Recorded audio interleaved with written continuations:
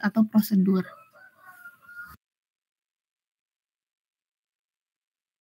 Sekian presentasi dari kelompok kami. Mohon maaf bila ada kesalahan. Wassalamualaikum warahmatullahi wabarakatuh. Tidak salah ya, lengkap pembahasannya. Itu PPT-nya dari yang kelompok kemarin belum dikirimkan ya. Itu kan anggap saja sebagai makalah gitu, yang harus biasanya kan makalah dikumpulkan. Sekarang karena nggak bikin makalah, jadi ya PPT-nya dikumpulkan saja, nggak apa-apa dalam bentuk PPT ya. Jadi kelompok yang kemarin sama yang sekarang belum ngirim ya PPT-nya, nggak apa-apa ya. Belum dikirimkan, halo. Iya Bu, nanti akan segera saya kirimkan. Yang kelompok kemarin juga belum tuh. Yang kelompok kemarin belum dikirimkan. Siapa yang kelompok kemarin itu siapa ya? Kelompok Alfandi kita. Oke.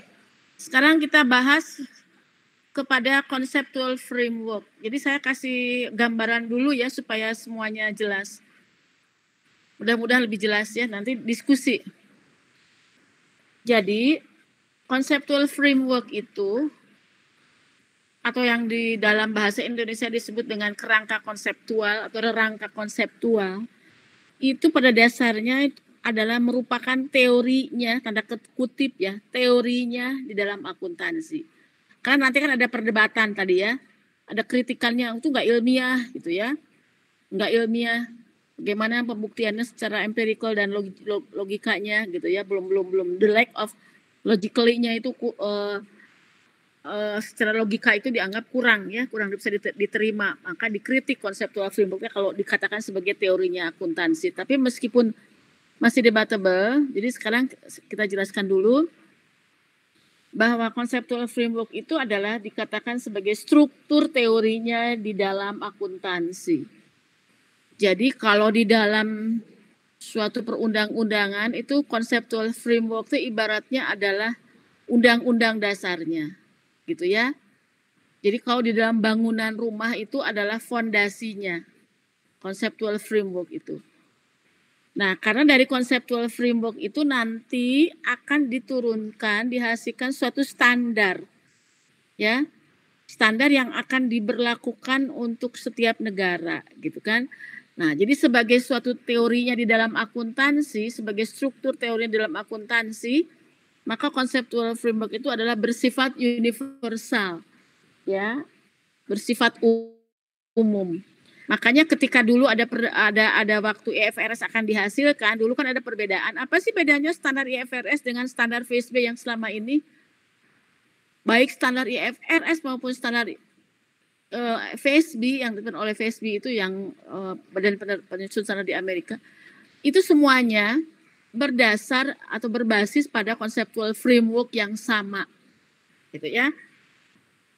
Asalnya kan IASB itu badan sendiri bekerja, kemudian baru kan dengan PSB-nya belum menyesuaikan, jadi standarnya kan beda-beda tiap negara, jadi perlu harmonisasi. Nah sekarang setelah convergent dengan IASB semuanya, jadi tidak ada lagi standar yang berbeda-beda, ya semuanya convergent terhadap standar IFRS yang pada dasarnya berbasis pada conceptual framework yang sama, gitu ya, berlaku universal. Ya, nah, jadi kan kemarin ada debat, jadi proyek bersama gitu kan tadi dibahas itu ya, kan sekarang sudah berhasil kan, sudah disepakati menghasilkan suatu standar yang benar-benar standar yang yang bersumber pada conceptual framework yang sama dan sudah berterima umum, berlaku umum standar IFRS itu, sehingga tidak perlu diharmonisasikan lagi, khususnya bagi perusahaan-perusahaan yang berentitas publik gitu kan, seperti itu ya. Lalu dikatakan bahwa standar IFRS itu sekarang itu kan dikatakan sebagai standar yang sifatnya lebih principle based. Dulu belum ada IFRS, standarnya itu sangat kaku sekali, yang standar FSB itu yang disebut dengan rule based. Ya, tadi nanti dibahas juga apa sih bedanya principle based dan rule based itu. Nah, itu perbaikan atau pengembangan conceptual framework yang dihasilkan dari proyek bersama, dari duduk bersama antara badan-badan penyusun standar di dunia ya, termasuk di dalamnya FASB ya.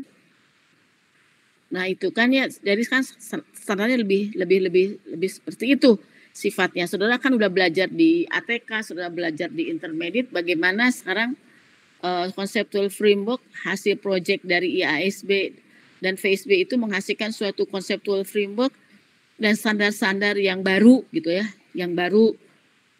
Tadi juga ada dijelaskan, misalkan salah satu pengguna laporan keuangannya siapa sih? Capital provider kan sekarang FASB-nya, dulu mah enggak. Dulu mah siapa pengguna laporan keuangan tadi disebutin investor, kreditor, dan tapi sekarang disebut dengan istilah capital provider. Nah, itu debat project diskusinya mereka. Baik. Project diskusinya mereka yang menghasilkan suatu conceptual framework yang seperti sekarang kita pakai gitu ya. Kita pakai. Jadi apa sih jadi isi dari conceptual framework itu gitu ya. Nah, conceptual framework ini dihasilkan dari suatu proses pemikiran yang ilmiah tentunya. Cuman pendekatannya adalah pendekatan deduktif. Gitu ya. Karena dibuat oleh suatu badan penyusun standar tadi dikatakan ya. Karena itu adalah bukan hasil dari pengujian empiris gitu ya. Tapi meskipun demikian kan tapi tetap aja akan berkembang terus sesuai dengan perkembangan praktek. Nah, maka sifatnya conceptual framework itu adalah lebih pada yang bersifat normatif atau preskriptif ya, bukan deskriptif. Tapi nanti kan tadi di pembahasan yang tadi itu digabungkan bahwa kita memandang conceptual framework itu sebagai teori yang deskriptif, bisa sebagai suatu model kebijakan dan sebagai suatu teori yang sifatnya normatif. Ya. Nah.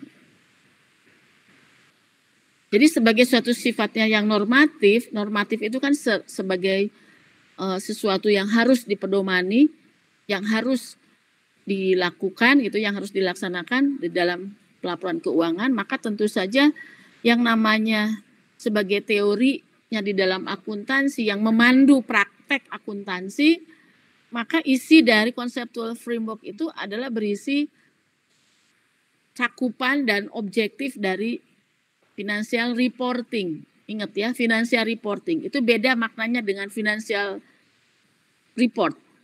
Ya. Ini jadi berisi scope dan objektif dari financial reporting. Financial reporting itu lebih luas dari sekedar financial report. Financial report itu adalah hasil dari proses reporting, ya. Financial reporting itu kan prosesnya mulai dari prosesnya sampai pada informasi yang dihasilkannya yang tidak hanya financial statement tapi informasi lainnya. Lalu di dalam conceptual framework juga tadi sudah dijelaskan ditetapkan berisi kalau misalnya objektif dari financial reporting itu ingin memberikan informasi yang relevan dan reliable atau berguna bagi para capital provider, maka sebagai informasi yang berguna dan reliable itu harus seperti apa? Makanya ditetapkanlah apa coba di sini? Ditetapkannya karakteristik kualitatif dari informasi itu harus seperti apa? Itu kan ditetapkan. Kemudian juga kalau misalnya ingin memberikan informasi tentang kinerja keuangan suatu entitas, maka maknanya atau simbolnya apa yang harus yang harus dilaporkan itu disimbolkan oleh simbol-simbol apa representasinya, misalkan kan ingin memberikan informasi yang berguna dan relevan bagi capital provider, lalu ditetapkan dalam syarat karakteristik kualitatif yang relevan dan reliable itu yang seperti apa, ada kan diatur lagi dalam SAK nomor 2 misalkan atau dalam IAS nomor 2 bahwa yang relevan reliable itu harus apa ya, dapat dimengerti, punya value, representation, faithfulness, kan seperti itu. Nah, tadi disebutkan, aduh, bentar. Maka harus terdefinisi gitu ya. Kalau misalkan ingin menggambarkan tentang kinerja keuangan suatu perusahaan, maka simbolnya apa gitu. Makanya didefinisikanlah simbol-simbol dalam laporan keuangan ini bahwa yang dilaporkan itu harus yang terdefinisi kan gitu ya. Maka didefinisikan dalam conceptual framework yang saudara pelajari itu kan, asset itu apa kan ya, liability itu apa. Saudara ingat nggak di intermediate ya? Karena lebih pada bahwa yang dilaporkan di dalam conceptual framework itu harus sesuatu yang harus yang bisa didefinisikan. Kan namanya juga sebagai pedoman pelaporan ya. Jadi sebagai pedoman jadi yang harus terdefinisikan. Makanya misalkan kalau ingin menggambarkan tentang kinerja itu maka simbolnya apa gitu. Maka ditetapkanlah simbolnya adalah laba. Laba itu apa? Definisikan, ditetapkan dalam conceptual framework kan. Definisi laba itu apa? Definisi gains apa? Loss apa? Comprehensive income itu apa? Asset apa? Liability apa? Revenue apa? Expense apa? Sampai prinsip-prinsip pengukuran dan pelaporannya serta recognition-nya pun aturannya ditetapkan di dalam standar akuntansi itu, di dalam conceptual framework tadi. Kan gitu ya? Oh, laba itu simbolnya adalah revenue dan expense. Lalu bagaimana mengatur revenue recognition itu? Dibuatlah aturan, kalau di Indonesia ya ada PSAK 72. Gitu ya. Kalau misalkan untuk perbankan untuk pengakuan penghitungan CKPN-nya dihitung PSAK 71. Gitu kan untuk instrument liability. Lalu expense didefinisikan apa? Bagaimana mengakui expense? Apa itu proses matching? Principle ya, bagaimana revenue recognition measurement yang realistis, yang benar itu bagaimana. Lalu aturan-aturan recognition-nya seperti apa. Lalu pengukurannya pakai value yang mana. Gitu kan? Nah, itu ditetapkan. Sampai pada tatanan fundamental atau sampai tatanan operasionalnya ada prinsip, ada constraint kan itu ya. Itu ditetapkan ya. Ya, ditetapkan sebagai suatu pedoman di dalam pelaporan keuangan. Begitu kan ya di conceptual framework yang telah saudara pelajari, isinya panjang lebar, sudah bedah di intermediate juga ya. Nah, jadi itu sebagai landasan atau sebagai teorinya di dalam akuntansi yang melandasi pelaporan keuangan. Jadi tadi didefinisikan bahwa yang namanya conceptual framework itu adalah sebagai suatu coherent system yang saling berkaitan ya, antara tujuan fundamental ya, di mana di situ adalah sebagai arah ya yang konsisten untuk penetapan standar dan menentukan tentang ciri dan fungsi serta keterbatasan dari pelaporan keuangan. Jadi sebagai boundariesnya dalam penyusunan laporan keuangan itu ya, sebagai boundariesnya, sebagai landasan juga ketika kita memiliki masalah-masalah di dalam praktek lalu belum ada standar yang mengaturnya, maka akan dikembalikan kepada conceptual framework-nya. Begitu kan? Gitu. Kan standar itu kan sekarang seperti sudah ketahui, ada yang dicabut, ada yang diberlakukan, ada yang revisi, di amandemen. Nah, ketika ada masalah-masalah di dalam praktek, maka diciptakanlah suatu standar, gitu kan? Suatu standar baru yang mengacu pada conceptual framework. Kalau tidak ada standarnya ya bagaimana gitu. Ya. Kalau tidak ada conceptual framework-nya gitu. Nah, cuman tadi ada beberapa isu ya. Misalnya kadang-kadang ongkos sudah ada conceptual framework gitu ya, yang harus dipatuhi, tapi juga ada beberapa hal, kalau menurut saya sih itu adalah kelemahan ya, kelemahan struktural yang ada di dalam conceptual framework-nya gitu ya. Bahwa di dalam akuntansi itu kadang-kadang apakah perlu satu teori yang umum. Di sini dalam teori yang umum itu bukan teori, jadi teori umum itu kan berlaku ajeg netral, tapi dalam akuntansi itu kan kadang-kadang berubah-ubah teorinya atau standarnya kan sesuai dengan kebutuhan di dalam praktek. Lalu kadang-kadang akuntansi juga conceptual framework atau standar akuntansi juga dalam prakteknya ya, meskipun berbasis pada conceptual framework sebagai suatu teorinya kadang-kadang juga terlalu permisif gitu ya. dan cenderung dalam praktek akuntansinya cenderung juga memberikan suatu praktek-praktek kepada manajemen untuk membuat menjadi tidak inkonsisten, ya. Dan kita tahu di dalam conceptual framework itu banyak intervensi dari intervensi atau kepentingan dari berbagai pihak sehingga akan mengganggu netralitas laporan keuangan. Nah, yang namanya conceptual framework itu kan diciptakan yang merupakan gabungan ya dari siapa? Perusahaan, profesi, dan industrinya kan harus menjembatani itu kan. Kan pelaporan keuangan itu untuk siapa gitu kan. Nah, tapi yang menetapkan kan badan regulasi pasti ada kepentingannya ya di situ maksudnya ya konflik kepentingan. Nah, bagaimana sih yang teori yang secara umum tadi itu bisa menjembatani sebagai intersectionnya dari masing-masing pihak yang berkepentingan sehingga tidak mengganggu dari netralitas laporan keuangan. Karena terus terang dengan adanya conceptual framework itu kan laporan keuangan itu akan menjadi apa sih? Menjadi lebih diandalkan. Betul nggak? Menjadi lebih bisa dipercaya, menjadi lebih komparabel. Ya. Akuntabilitas laporan keuangan itu kan karena adanya standar akuntansi, karena adanya conceptual framework. Betul nggak? Terjadinya persepsi yang sama antara manajemen dan user, ya. Sehingga kalau persepsi yang sama maka tujuannya pun akan tercapai, gitu ya. Nah, kalau keuntungannya sih jelas ya itu tadi ya, sebagai boundary, sebagai apa dasar untuk penetapan laporan keuangan. Nah, tadi saya tidak akan menjelaskan lagi apa sih tujuan laporan keuangan, itu baca sendiri. Cuman di dalam proyeknya IASB itu sekarang itu dibedakan bahwa yang namanya di tahap pertama itu yang segitiga itu karena sebagai suatu deductive system. Jadi deductive system itu suatu proses pemikiran atau penalaran yang dimulai dari hal-hal yang bersifat umum. Makanya ditetapkan dulu sebagai hal yang sifat umumnya adalah tujuan dari pelaporan keuangan itu apa. Disebutkan kan di sini memberikan informasi, provide information yang berguna ya to present and potential investor and creditor and other user in making rational investment ya. Nah, itu dijelas. Nah, sekarang di dalam conceptual framework itu disebutkan saja yang namanya investor, creditor dan other user itu adalah capital providernya saja disingkat seperti itu ya. Nah,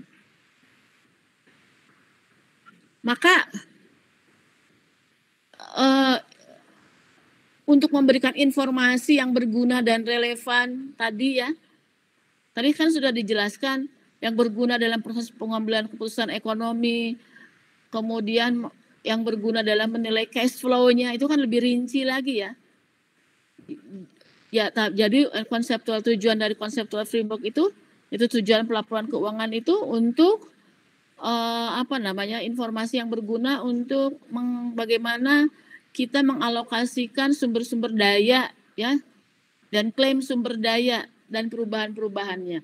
Kayak yang namanya laporan keuangan itu kan informasi pelaporan keuangan itu kan artinya pengalokasian sumber daya ya. Klaim terhadap sumber daya yang dimiliki oleh investor, oleh investor lainnya atau sumber daya yang di perusahaan dan juga manajemen itu kan sumber daya semuanya. Bagaimana pelaporannya ya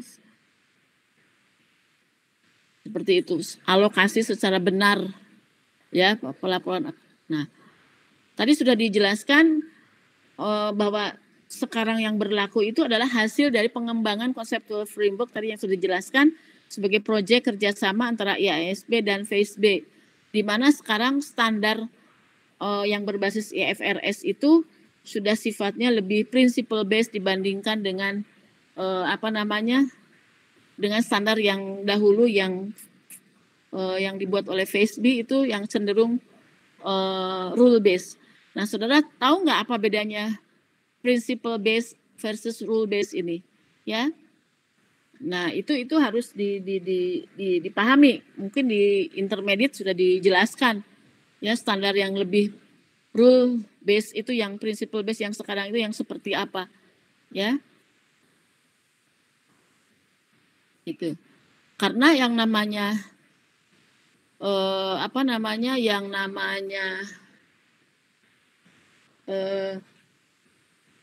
standar akuntansi itu kan tadi tujuannya itu kan lebih kepada untuk meningkatkan reliabilitas dan atau keandalan atau kepercayaan dari laporan keuangan gitu kan, sehingga si pihak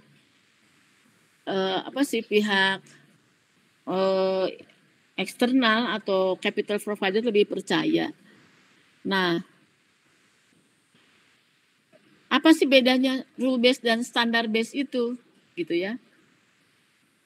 Kalau rule based itu kan sangat standar yang sangat-sangat kaku.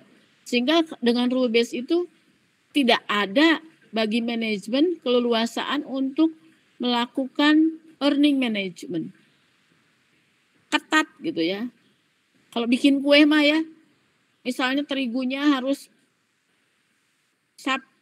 tertentu misalkan. Telurnya harus telur yang telur apa misalkan, telur yang berkualitas yang bagus, telur ayam gitu ya. Harus minyaknya minyak zaitun gitu ya. Kaku kalau mau masak itu. Tapi kalau principle base itu ya bagaimana caranya kalau kita bikin kue atau bikin pasakan itu yang penting enak gitu kan gitu ya. Nah, jadi rule base itu rigid gitu ya. Tapi dalam yang principle base itu yang penting itu adalah konsisten ya.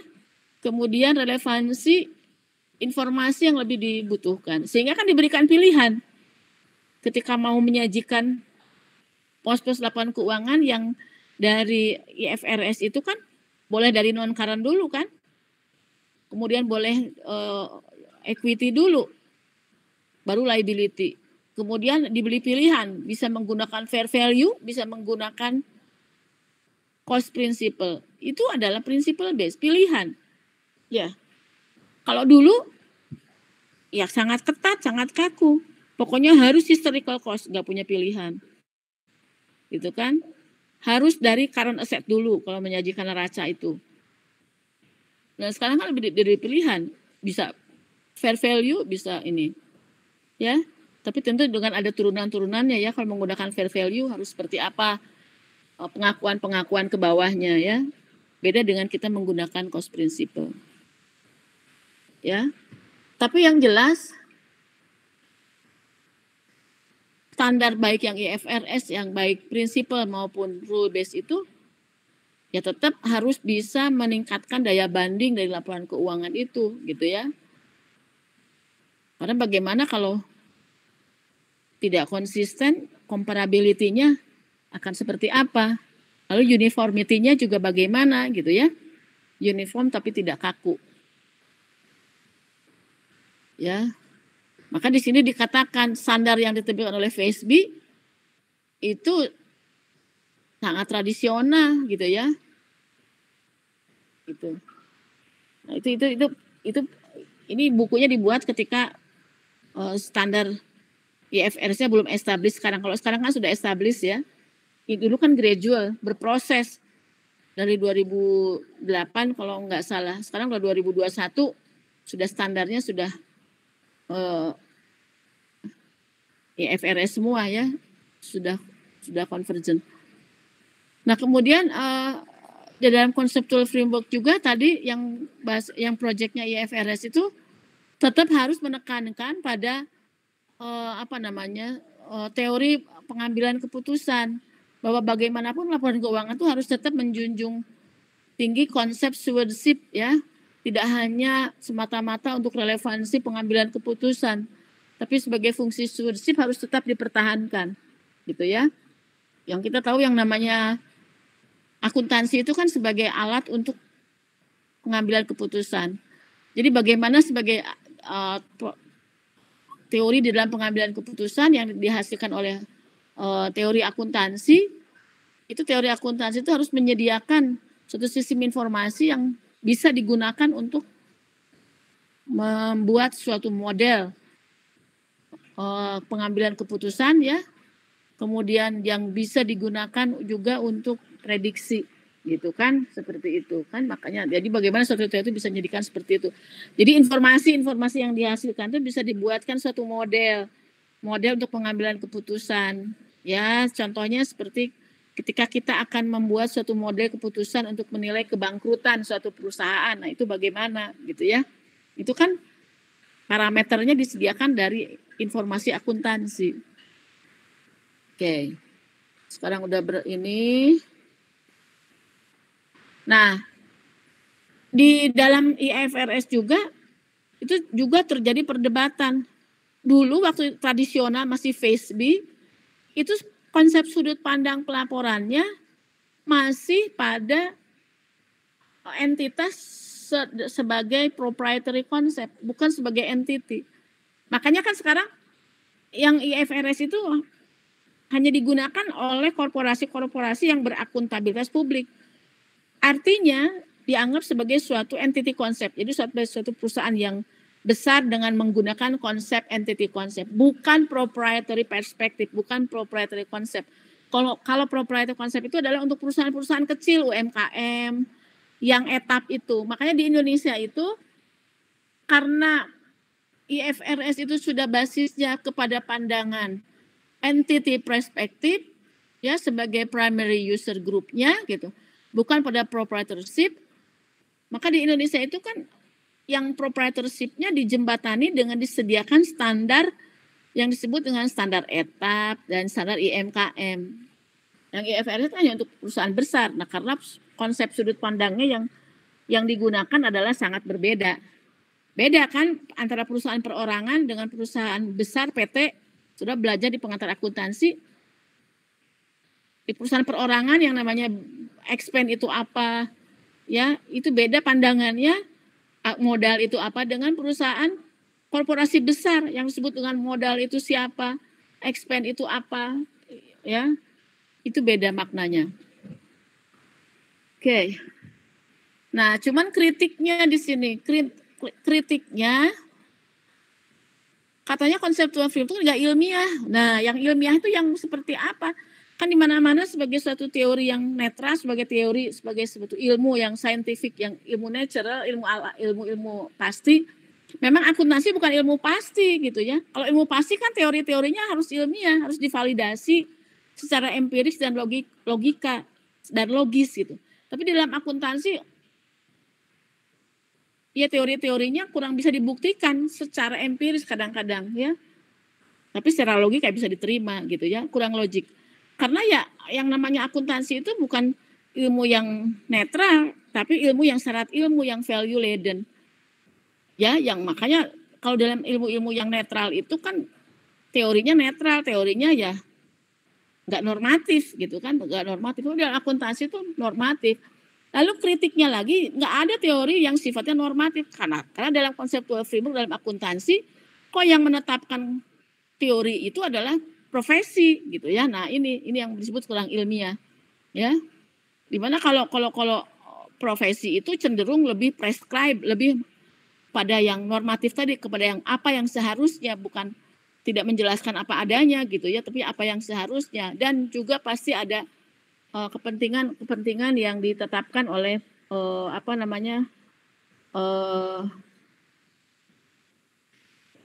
pertimbangan value, judgment, jadi subjektif gitu ya. Ada subjektif tadi. Sedangkan yang namanya ilmu atau teori itu harus objektif gitu ya. Kalau ini karena ada pandangan, ada value judgment baik dari manajemennya ya. Kalau ini dalam yang menetapkannya adalah profesinya ya pasti ada itu gitu. Nah, jadi kritiknya seperti itu ya. Nah, jadi selain ada kelemahan-kelemahan struktural juga kritikan-kritikan yang mengatakan ya cenderung tidak ilmiah ya, karena terlalu mendasarkan pada definisi yang dilaporkan yang harus terdefinisi, padahal yang tidak terdefinisi, yang terdefinisi tidak dilaporkan, tapi yang terdefinisi tidak dilaporkan. Kan itu kenyataan gitu kan, seperti itu.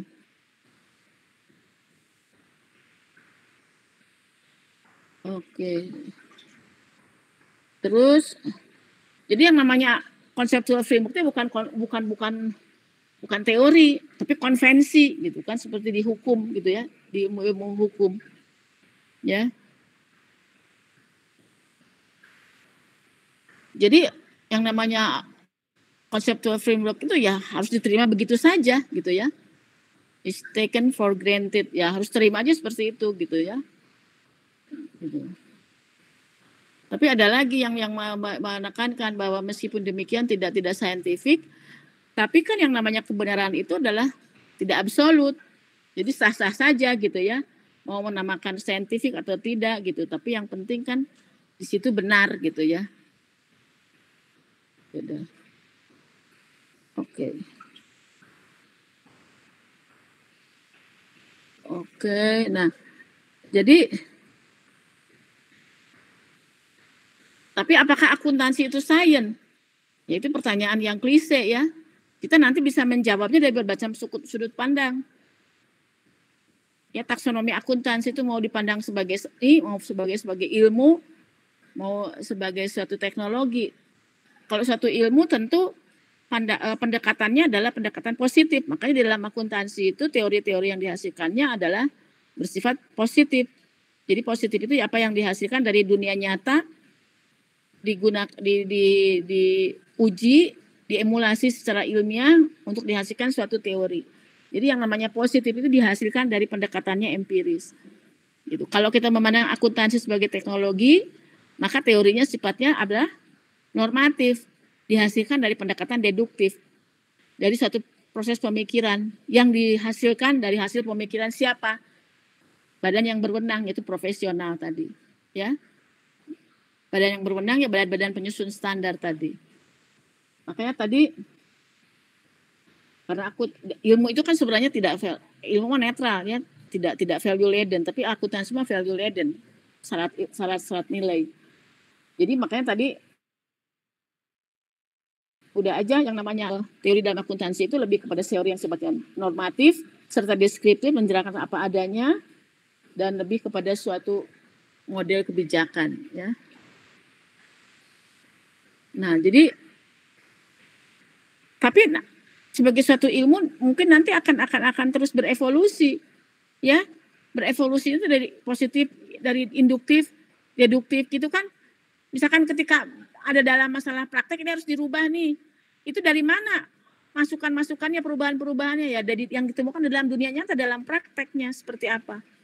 Misalkan sekarang kebutuhannya dalam praktek itu berkembang misalkan ingin menghasilkan suatu pelaporan yang terintegrasi, maka harus dibuat suatu konsep pemikirannya ya, teorinya, sehingga kita memiliki teori untuk melakukan pelaporan misalnya yang tadi yang terintegrasi tadi. Sama seperti tuntutan current value accounting itu mendesak gitu ya dibandingkan dengan historical cost, maka kan Badan Penyusun Standar membuat suatu konsep pelaporan keuangan yang berbasis current accounting. Seperti apa? Ada teorinya, gitu kan? Seperti itu. Ya, bagaimana kalau kita menggunakan current value accounting itu sesuatu yang belum terrealisasi itu dilaporkannya di mana?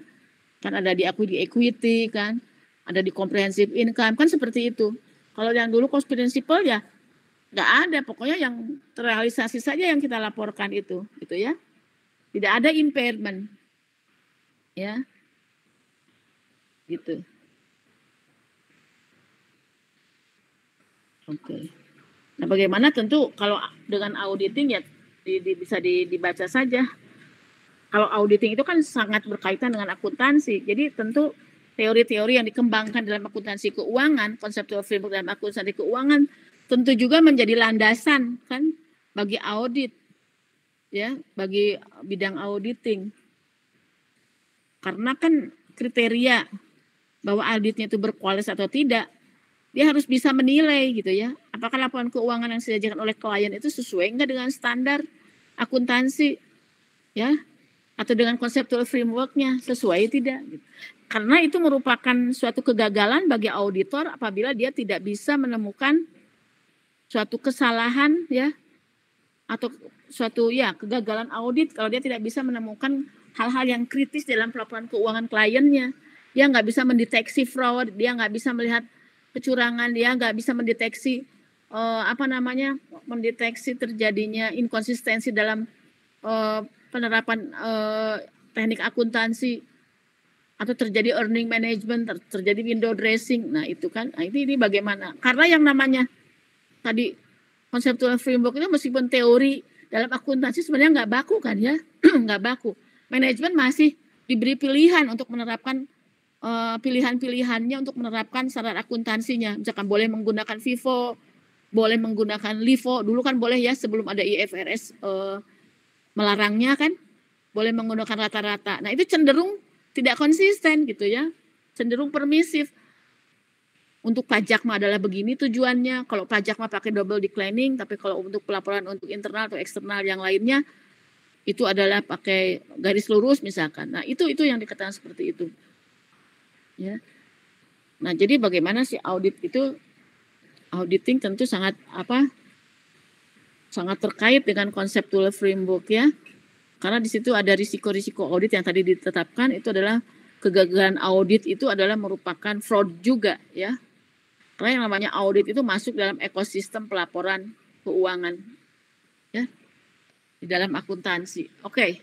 Baik, itu summary dari saya. Barangkali ada yang ingin didiskusikan. Meskipun ini kameranya nggak apa-apa ya, kita saling nyumput, nggak kelihatan wajahnya. Bisa dipahami tidak? Halo? Bisa, Bu. Bisa. Bisa, Bu. Ya, ngomongnya Alfani. Bisa, Ibu. Iya, Bu. Bisa, Bu. Ya. Nah, itu barangkali tambahan dari saya tentang conceptual framework mengenai detailnya. Yang bagaimana sih informasi yang relevan itu, bagaimana sudah kan sudah dipelajari di intermediate ya. Measurement itu pakai yang mana, harus bagaimana. Itu harus jelas. Lalu pengimplementasian standarnya, misalkan ketika kita akan mengimplementasikan PSAK 16, itu kan IFRS ya. Ini gimana sih prakteknya dalam pelaporannya? Nah, sudah harus bisa.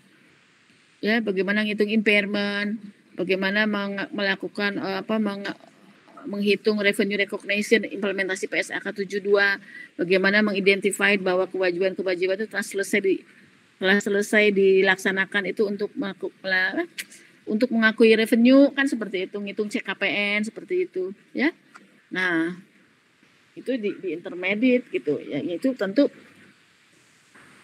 hal-hal seperti itu kan tidak datang tiba-tiba, tapi merupakan suatu proses pemikiran ya, yang logik gitu ya, yang bernalar gitu ya, seperti itu. Nah nanti dari situ kan standarnya diturunkan gitu, yang sifatnya deduktif.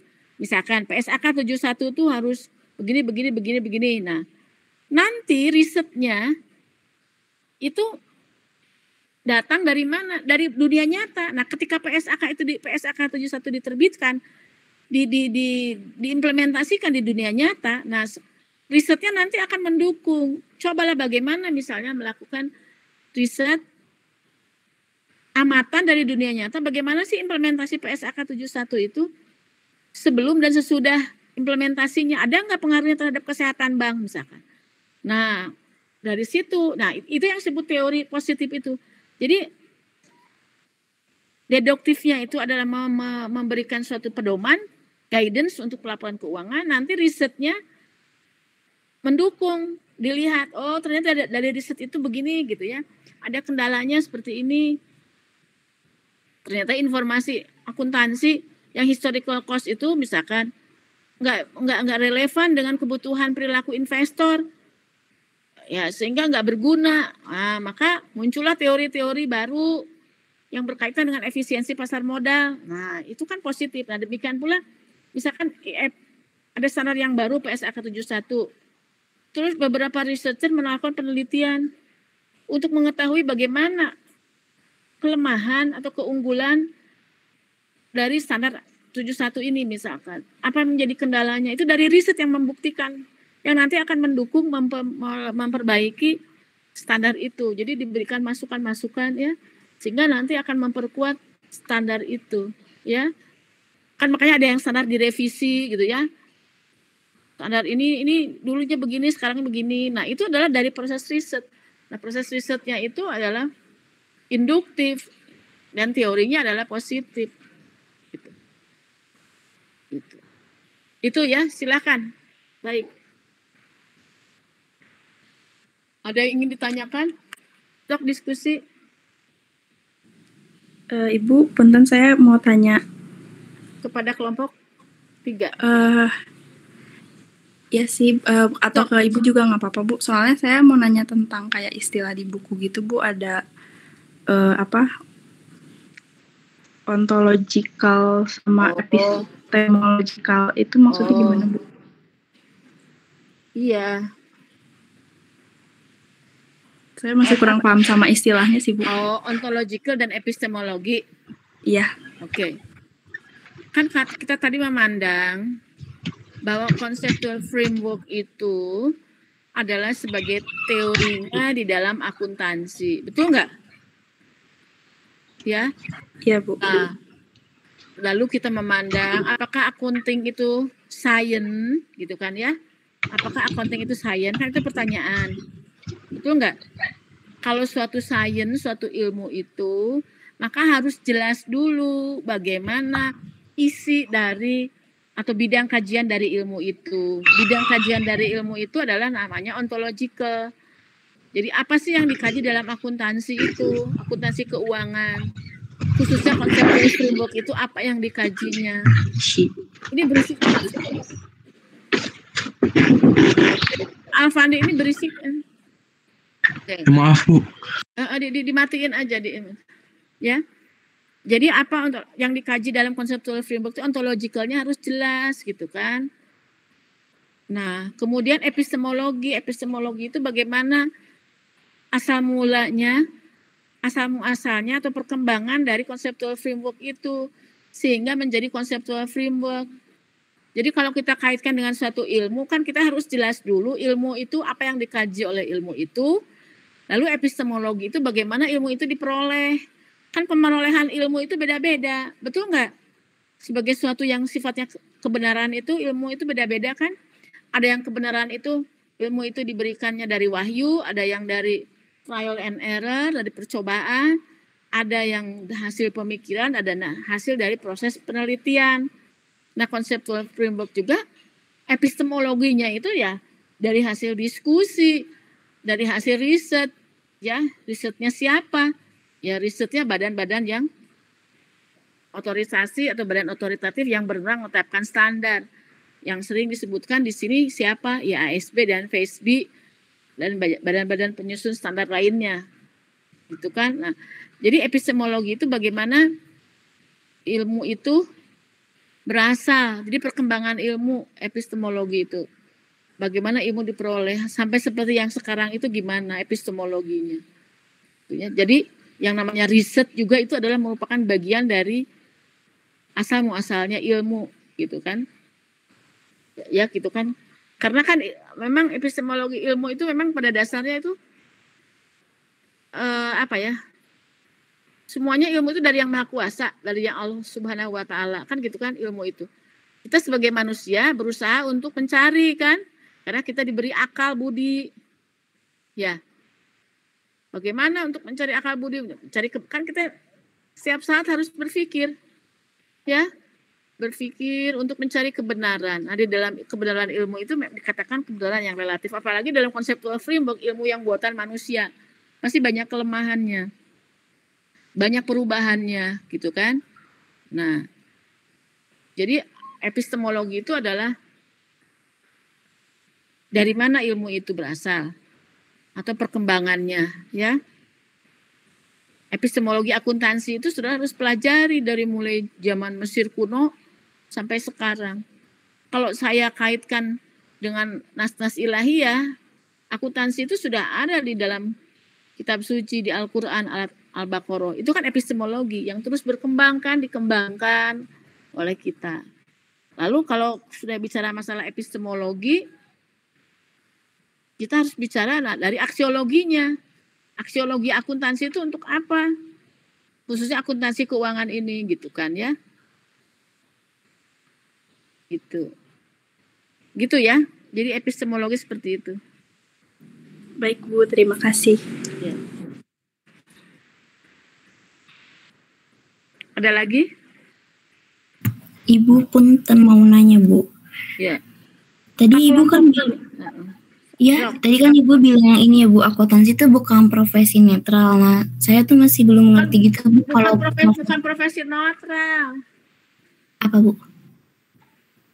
Iya, Akuntansi maksudnya itu teorinya bukan seperti teori-teori yang seperti di teori ilmu alam yang benar-benar scientific, pure scientific, yang sifatnya kan netral.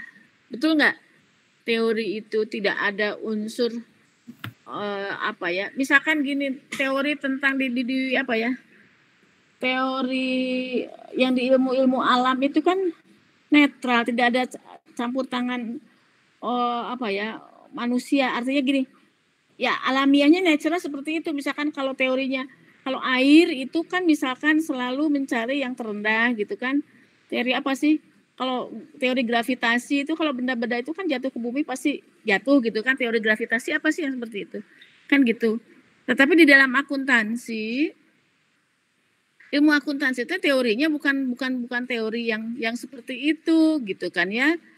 Karena kan definisi dari dulu pun yang namanya definisi teori dalam akuntansi itu adalah seperangkat sistem, seperangkat prinsip yang koheren gitu kan ya. Nah, jadi kan beda prinsip dengan teori dalam ilmu-ilmu alam.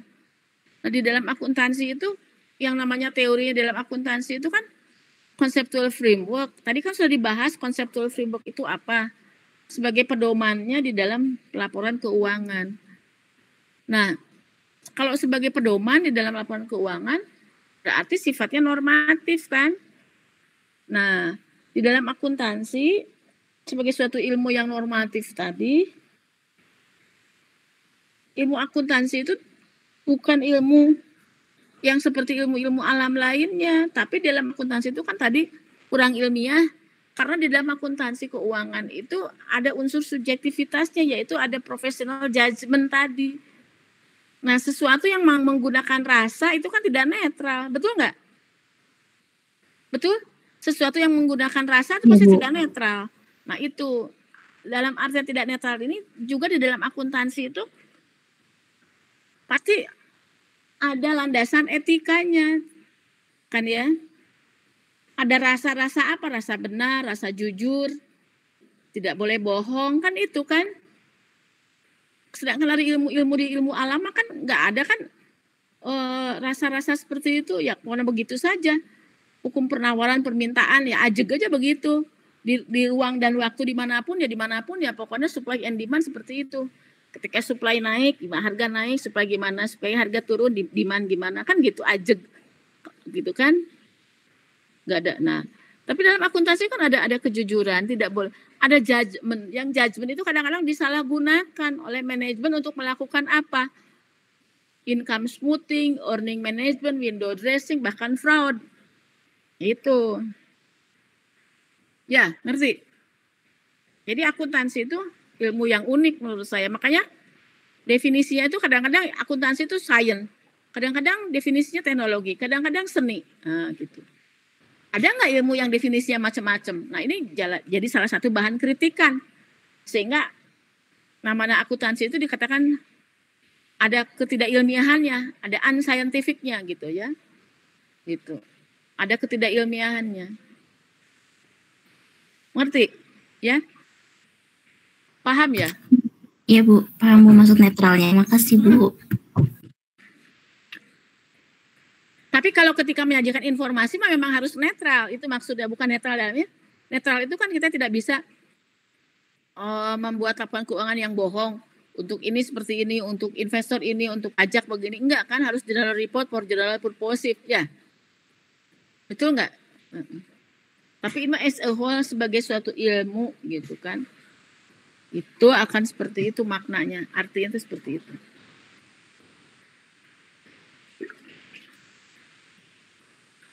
Ada lagi mana kelompok 3 harus jawab pertanyaan teman-temannya. Mana ini di partisipasinya. Harusnya dicatat yang nanya. Oke. Ada pertanyaan tidak lagi? Ayo. Ini mau Jumatan, kita punya waktu 5 menit lagi. Bu mau nanya. Iya. Silakan. Kalau yang perbicaraan akuntansi tadi, kalau dikaitin sekarang hari Jumat itu jadi kepikiran kalau akuntansi syariah itu gimana Bu, prinsip-prinsipnya kan banyak yang ada yang beda-beda. Iya. Iya. Betul. Begini. Terus pertanyaannya naon? Ya itu kalau ada yang beda-beda gitu gimana, bukan standar katanya, tapi Oke. beda. Nah itu tadi ya. Yang namanya ilmu itu kan berkembang. Betul nggak? Ilmu itu berkembang sesuai dengan peradaban manusia. Makin maju manusia, ilmu pun makin berkembang. Kayak ilmu kedokteran kan makin palinter orang kan sekarang makin berkembang segalanya. Kan gitu kan? Makin berkembang kan teorinya makin maju. Sekarang dulu belum ditemukan internet. Kan tidak semaju sekarang teknologinya di zaman dulu. Dulu kalau kita mau uang setor ke bank gitu kan itu kan harus lama gitu nunggu 3 hari. Sekarang mah kan 3 klik dari rumah sambil apapun bisa real time gitu ya. Nah, artinya ilmu itu berkembang sesuai dengan peradaban manusia. Nah, sekarang akuntansi. Kan tadi saya mengatakan bahwa suatu teori itu ketika tidak bisa menjawab kebutuhan praktek gitu ya. Ketika ilmu itu tidak bisa berguna gitu ya. Maka kan ilmu itu ya akan terbantahkan. Kan gitu kan? Sehingga orang mencari lagi, menemukan lagi, terus ditemukan. Nah demikian pula dengan akuntansi. Ketika si ilmu itu tidak memberikan mudorot, ya, itulah intinya. Maka ilmu itu menjadi tidak berguna. Nah demikian pula akuntansi syariah. Ketika akuntansi syariah itu banyak mudaratnya suatu ilmu, dan kemudian stakeholder kalau dalam akuntansi tuntutannya semakin tinggi, maka tentu ada perubahan-perubahan kan terhadap ilmu itu gitu ya, ada tuntutan lagi. Nah, yang perubahan-perubahan itu yang dihasilkan dari dunia nyata, kalau dalam akuntansi syariah itu tuntutan dari stakeholdernya ya, karena tidak sesuai banyak mudaratnya, itu kan positif ya, empiris sifatnya. Itu kemudian kan dikaji. Yang namanya ilmu buatan manusia kan harus dikaji. Kalau Al-Quran kan kita nggak boleh mengkaji, itu mah sudah kebenaran mutlak karena itu dari ilahiyah, ya. Apalagi ini akuntansi, ya, standar itu kan dibuat oleh manusia, betul nggak? Untuk kepentingan siapa, gitu kan, seperti apa? Nah, di dalam akuntansi syariah ada hal yang terlanggar. Ketika ilmunya itu tidak memberikan mudorot, gitu ya, banyak mudorotnya, ini yang dirasakan. Maka ada tuntutan, ada kritik ya terhadap akuntansi keuangan konvensional ini. Ya. Satu, ada nas-nas ilahiyah kebenaran yang terlanggar. Di dalam akuntansi konvensional itu ada unsur ribanya, kan seperti itu. Itu salah satunya ya. Kemudian ada lagi misalkan pandangan apa ya yang dalam akuntansi konvensional itu memandang stakeholder atau karyawan atau itu tuh sebagai bukan sebagai rahmatan lil alamin gitu ya, memandang sebagai faktor produksi yang harus diperas, digaji dengan serendah-rendahnya gitu kan namanya kan akuntansi itu kan pandangan ideologi. Ketika ideologi nggak sesuai dengan ideologi yang semestinya kan itu akan berubah gitu ya, kan seperti itu. Kemudian ada lagi yang namanya akuntansi itu kan ada aliran pandangan kapitalisme ya dan liberalisme di situ misalkan seperti itu. Nah sedangkan ini yang alokasi sumber daya yang harus dialokasikan secara wajar karena pandangan kita itu kan berbeda, kan orang tuh akan berbeda-beda sesuai dengan pandangannya. Ketika kita memandang sesuatu itu kan kenapa harus begini, makanya muncul tuntutan yang baru. Ketika akuntansi syariah itu bagaimana misalnya pelaporan keuangan ini kok tidak ada ditunjukkan untuk umat misalkan, tidak ada ditunjukkan untuk hal-hal yang bersifat ilahiyah, Seolah-olah ilmu ini adalah jauh dari rasa ilahiyah, gitu aja ya. Yang sekuler gitu Yang sekuler. Ini kan menjadi tantangan sehingga menjadi berubah, sehingga muncul pemikiran bagaimana kalau akuntansi yang konvensional itu diberi rasa. Nah, rasanya bukan rasa kapitalis tapi rasanya rasa ilahiyah. Kita memandang manusia sebagai rahmatan lil alamin. Ya, memandang karyawan itu sebagai value added gitu kan. Nah, itu akan beda kan? Orang kalau memandangnya seperti itu akan beda. Bagaimana yang namanya laba itu sebagai berkah, kalau berkah itu kan harus dizakati gitu kan. Oh, kalau zakatnya kan seperti itu analoginya ya. Kalau zakatnya itu misalkan dapat sumbernya dari alam, dari hujan, tanah pertanian, oh zakatnya 10%. Kan itu kan gitu kan. Kalau zakatnya ini profesi 2,5%. Nah, hal-hal pemikiran seperti itu. Nah, sehingga muncul tuntutan terhadap akuntansi syariah tadi yang dibeli rasa tadi, rasa ilahiyah tadi. Sehingga konseptual framework-nya itu berdasarkan, karena kita sebagai seorang muslim, yaitu Quran dan Sunnah. Kalau orang Kristen ya pasti rasanya rasa Bible seperti apa, gitu ya. Orang Hindu seperti apa memandang coba. Akuntansi syariah itu dikembangkan ya, karena dibeli rasa ilahiyah, mengacu ya, yaitu pada Quran dan Sunnah, bahwa sebagai setiap keuntungan itu sebagai berkah, harta sebagai ujian, itu harus diberi zakat, maka ada laporan zakat. Tapi tidak menafikan hal-hal yang baik yang ada di conventional accounting, karena conventional accounting pun itu sudah dikembangkan dari zaman dahulu, gitu ya. Debit kredit itu ya sudah ada dari zaman dahulu, gitu ya. Pelaporan pajak segala macam, cuman belum berkembang seperti sekarang. Sehingga konseptual framework dalam syariah itu kan beda dengan konseptual framework akuntansi yang konvensional yang sekarang. Tapi dalam tatanan pelaporannya masih sama, karena ada hal-hal, ada fitur-fitur baik dalam conventional accounting.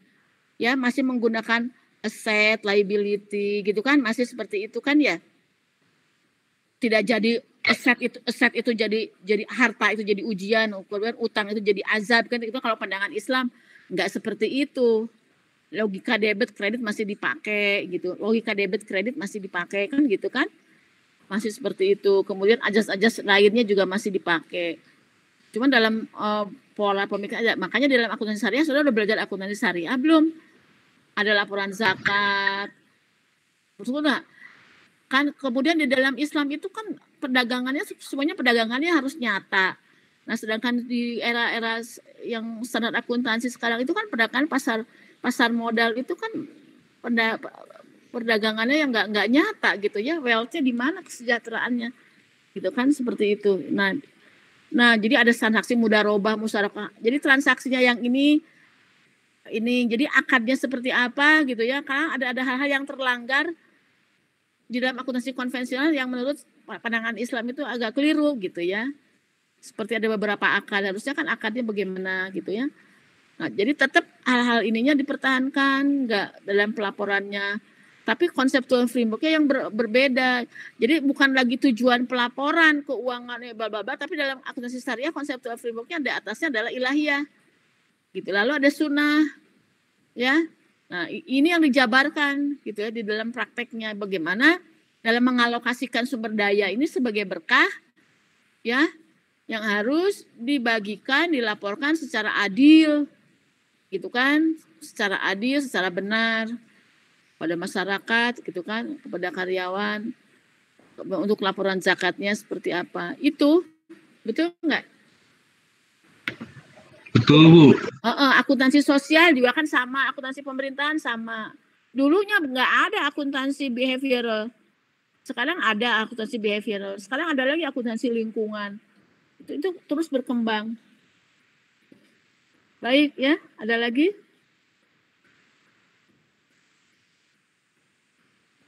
Tidak, ini yang bertanya kelompok itu belum jawab sih kelompok penyajinya.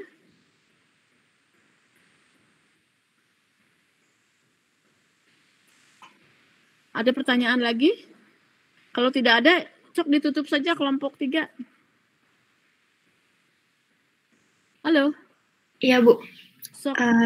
Sekian presentasi dari kelompok kami mengenai chapter 4, yaitu Conceptual Framework. Mohon maaf bila ada kesalahan. Wassalamualaikum warahmatullahi wabarakatuh. Tolong ya PPT-nya dikumpulkan ya, dikirim ke email saya ya, yang kelompok kemarin juga. Ya, Bu. Belum dikirim. Nah, kemudian nanti gini, untuk minggu depan, itu kan chapter 5 itu sedikit ya mengenai measurement secara umum. Oh, udahlah, pisah aja. Nggak, biasanya saya suka disatuin chapter 5, chapter 6 gitu. Tapi nggak apa-apa, satu-satu aja. Kan masih lama waktunya ya untuk UTS. UTS itu sampai chapter 7. Ini kan baru pertemuan 4. Pertemuan keempat. Pertemuan kelima ya chapter 5, pertemuan ke-6, pertemuan ke-7. Chapter 7. Oh, kalau biasanya kan suka digabung, lalu ada bolos sehari, tapi sekarang mah enggak kan, enggak waktunya cukup. Ya udah, jadi dipisah aja. Baik, kalau tidak ada, terima kasih ya. Assalamualaikum warahmatullahi wabarakatuh. Waalaikumsalam. Terima kasih banyak. Terima kasih, Bu.